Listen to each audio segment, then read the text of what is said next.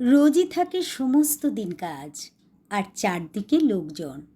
রোজই মনে হয় সেদিনকার কাজে, সেদিনকার আলাপে, সেদিনকার সব কথা দিনের শেষে বুঝি একেবারে শেষ করে দেওয়া হয়।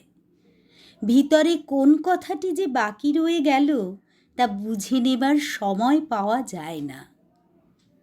আজ সকালবেলা মেঘের স্তবকে স্তবকে আকাশের বুক ভেড়ে উঠেছে।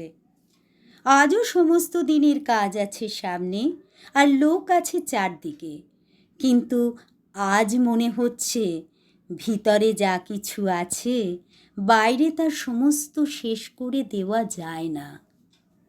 মানুষ সমুদ্র পার হলো, পর্বত ডিঙিয়ে গেল, পাতাল পুরীতে সিঁধ কেটে মণিমাণিক চুরি করে আনলে, কিন্তু একজনের অন্তরের কথা আরেকজনকে চুকিয়ে দিয়ে ফেলা এ কিছুতেই পারলে না। আজ মেঘলা দিনের সকালে সেই আমার বন্দি কথাটাই মনের মধ্যে পাখা ঝাপটে মরছে।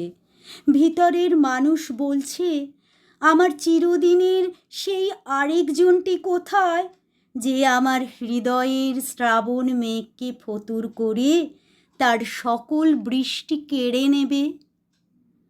আজ মেঘলা দিনের সকালে শুনতে পাচ্ছি সেই ভিতরের কথাটা কেবলই বন্ধ দরজার শিকল নাড়ছে।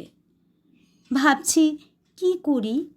কে আছে যার ডাকে কাজের বেড়া ডিঙিয়ে এখনই আমার বাণী সুরের প্রদীপ হাতে বিশ্বের অভিসারে বেরিয়ে পড়বে?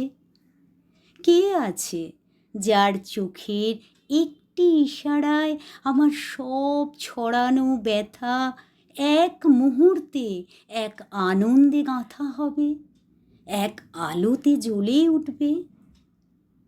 আমার কাছে ঠিক সুরটি লাগিয়ে চাইতে পারে যে, আমি তাকেই কেবল দিতে পারি। সেই আমার সর্বনেশে ভিখারি রাস্তার কোন মোড়ে। আমার ভিতর মহলের ব্যথা আজ গেরুয়া বসন পড়েছে, পথে বাহির হতে চায়, সকল কাজের বাহিরের পথে, যে পথ একটি মাত্র সরল তারের এক তারার মতো কোন মনের মানুষের চলায় চলায় বাজছে।